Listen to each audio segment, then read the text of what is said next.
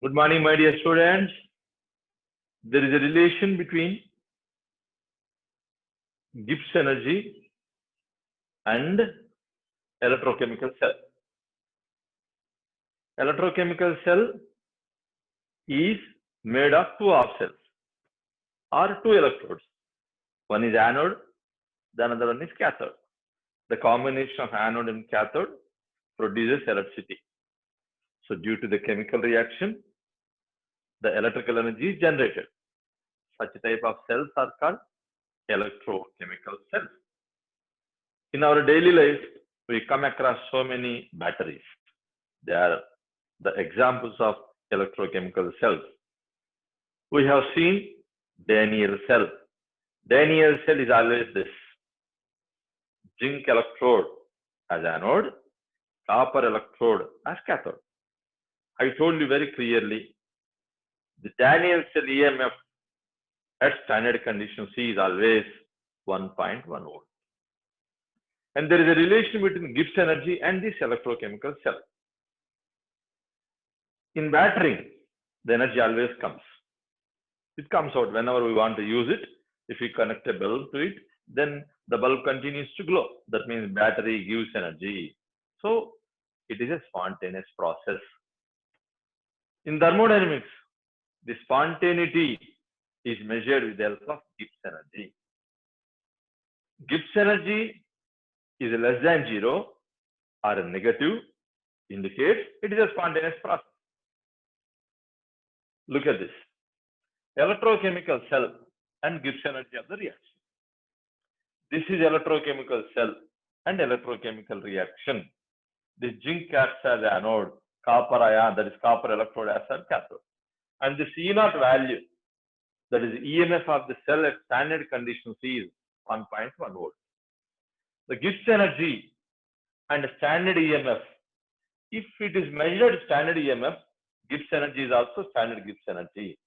If it is measured at ordinary conditions, then we should not write delta G0 and you should not write E0. This E0 is calculated with the help of SRP of cathode minus SRP of anode at standard conditions. So this is the relation. Delta G0 is equal to minus NF-E0. So delta G0 can be calculated as N value, nothing but number of electrons involved in the redox reaction. So how many? 2. Zinc 2 Zn plus 2. 1 mole involves 2 moles of electrons. So I have written 2. What is F? 96,500 coulombs. That is nothing but Faraday. It is in the SI system. So 96,500. This is volts. So 1.1 volt. So volts into coulombs are nothing but you get joules because we have to define it in energy. Energy is termed in terms of joules per mole. So that is a one case. Now, if this electrochemical cell is multiplied with 2, that means 2 moles taken here, 2 moles of zinc, 2 moles of copper, 2 moles of Zn plus 2, 2 moles of copper metal. Then in such a case, delta G0 changes. Delta G0 is equal to NF-E0. This doesn't change. This value doesn't change. Faraday value always remains 96,500 and N value varies. How much N value? 4. So 4 into 96,500 into 1.1 volt. It is enough. So this is the important point we have to notice. So if N changes, Gibbs energy also changes. So Gibbs energy is an extensive property. You know the meaning of extensive property. The property depends upon the number of moles. Extensive property. So this Gibbs energy, internal energy, enthalpy are all external properties. It depends upon the number of moles. So this is the important relation. Example 3. Now I am discussing half cells. It is electrodes. Previously I discussed it. Electrochemical cell. Now it is electrode. Fe plus 3 plus 3 electrons changes to Fe is equal to X. Fe plus 2 plus 2 electrons changes to Fe. Its C0 value is given as 5 volts. Now, Fe plus 3 plus electron changes to Fe plus 2. And I told you this is a reversible reaction. Now we have to find out the E naught value. This is half cells. This is also half cell, and we have to find out this. So to calculate this, make use of this. From these two reactions, we can obtain this. How? Say this is equation 1, this is equation 2, this is equation 3. Actually, it is an iron electrode. Its value is negative like this. Because SRP values, this is SRP reduction potential of iron electrodes are negative. So we have to find out this. Now, equation 1 plus reverse equation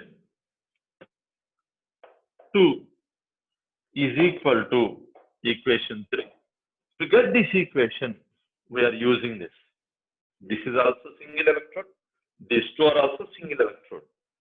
Now, this is delta G 1, right? So reverse reaction, that is minus delta G2 is equal to delta G3. Equation it has Gibbs energy.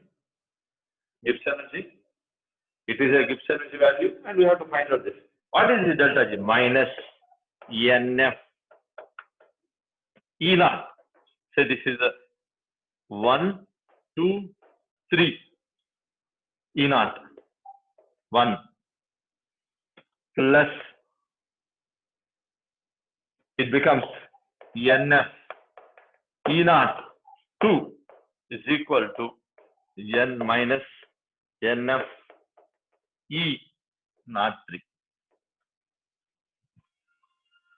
Right? What is N? Electrons. In everywhere, F is common.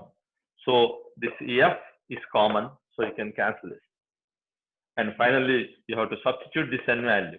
This is the equation. Next, electrolysis and Faraday's laws. Electrolysis is different from electrochemical cell. In electrochemical cell, chemical reaction produces electric current. In electrolysis, electric current brings the chemical change. Look at the difference. In electrochemical cell, chemical energy is converted into electrical energy. In electrolytic cell, that is called electrolysis, electrical energy converts some chemical changes. In metallurgy, we have seen electrolysis, that is in the refining of metal. Impure metal acts as anode, pure metal acts as cathode. Completely metal is refined by supplying the current electrolysis. So I'll tell you later about this. Look at the Faraday's law. There are two laws. Faraday's first law.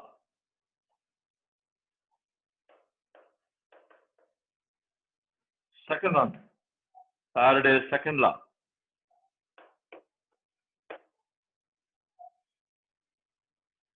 Look at one by one. First law states that the quantity of current is directly proportional to the amount of substance deposited or dissolved or evolved. Q, the quantity of current, Q, is directly proportional to the amount of substance deposited or dissolved or evolved in electrolysis, because Faraday's law corresponds to electrolysis. This is called quantity of current.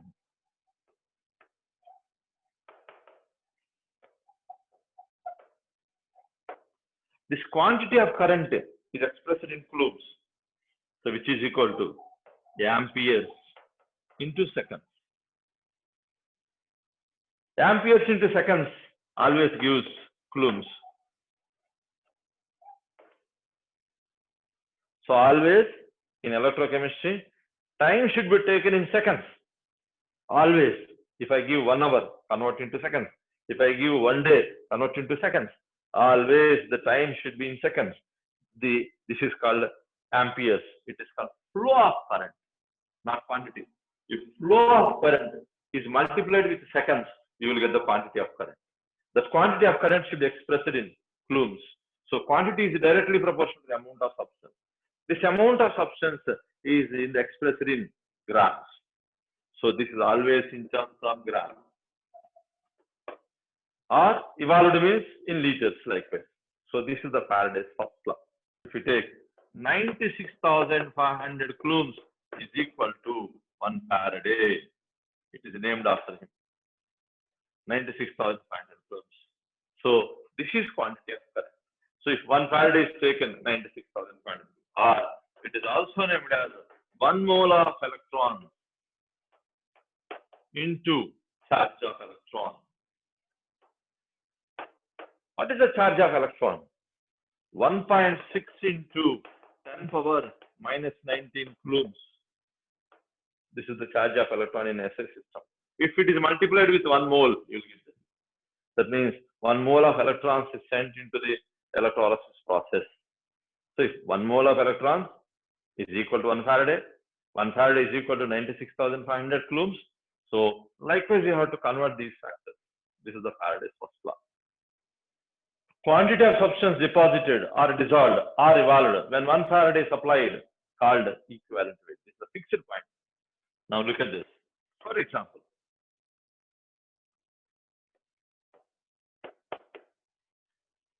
different ions are present in the solution because electrolysis is carried in the solution and it contains some ions. I have taken this example. Atomic weight of X is Y.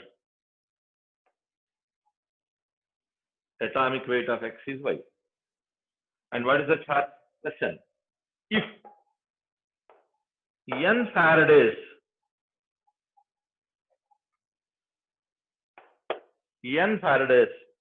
supplies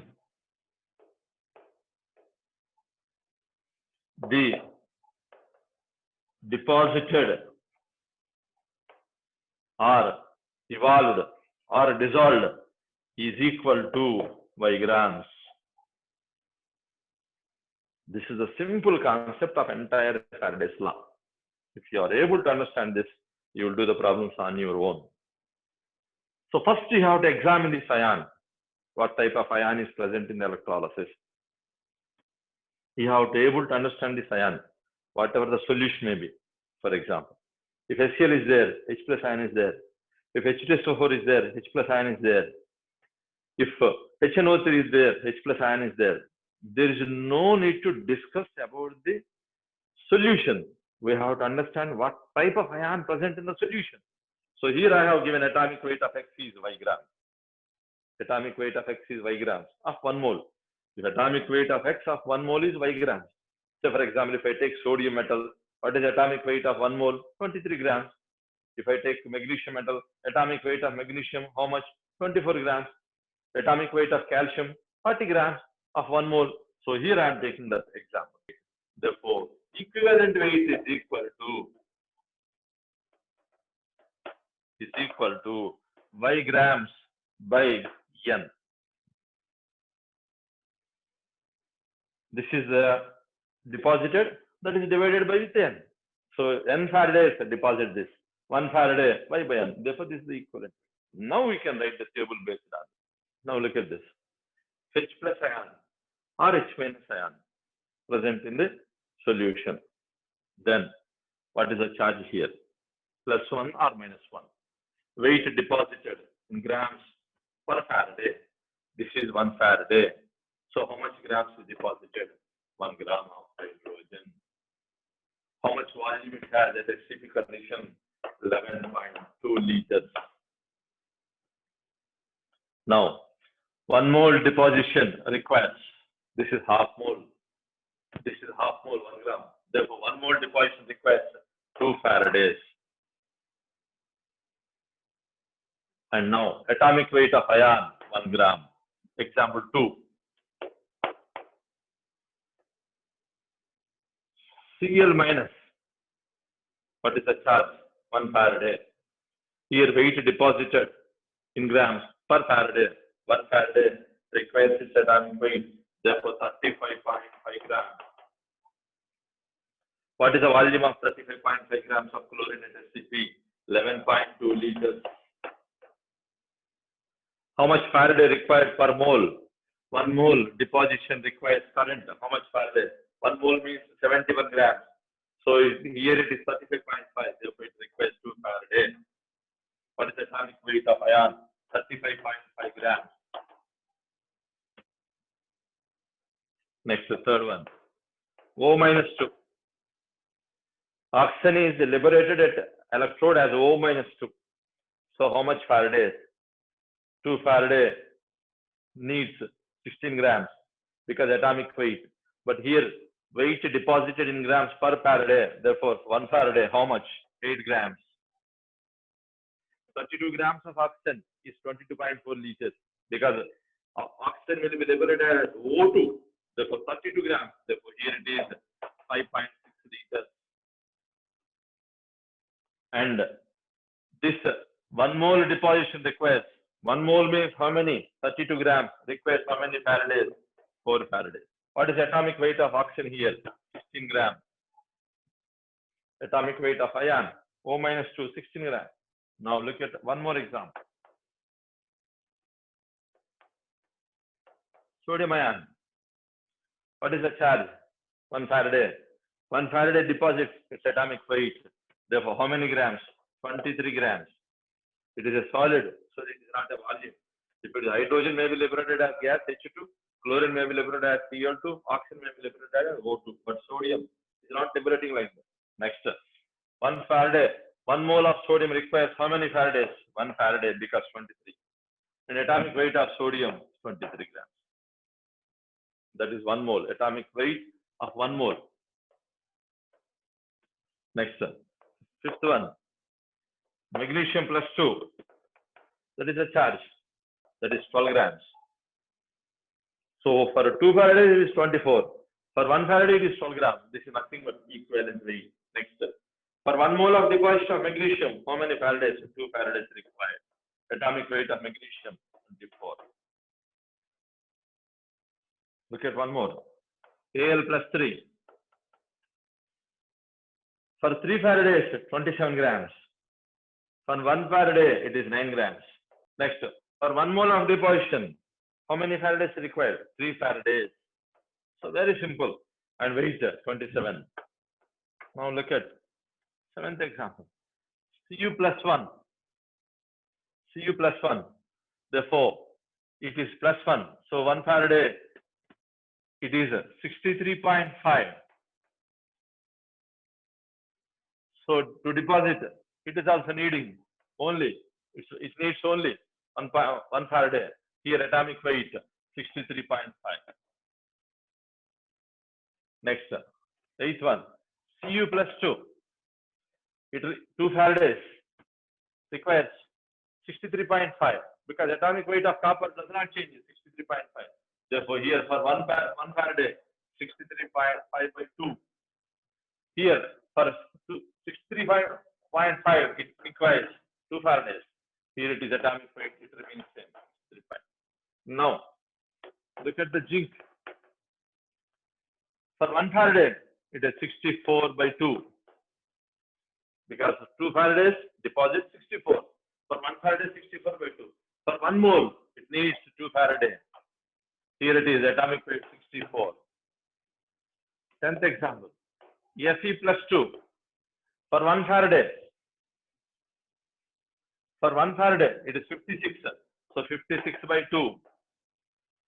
Here, 1 mole deposits how much current is required? 2 Faradays because it is 2. It is 2. So its value is, that is a 56. Next, 11th one, Fe plus 3. So for 1 Faraday, 56 by 3, because atomic weight of iron does not change. To deposit 1 mole, it needs 3 Faradays. So for 3 Faradays, 56. For 1 Faraday, 56 by 3. Atomic weight of iron, 56. There is one example. Look at one more example. Say calcium Oxide is electrolyzed. Certain amount of electricity is passed. What is the calcium charge? +2. What is the charge of oxygen? -2. Say 1 Faraday is supplied. For 2 Faraday, how much? 40. For 1 Faraday, 20 grams. For 2 Faraday, how much? 16. For 1 Faraday, how much? 8 grams. 8 grams means 1/4 mole, because oxygen is available with 32 grams. 20 grams means it is half mole. So it is half mole and 1/4 mole. So just by understanding this, we can do the problem. Right?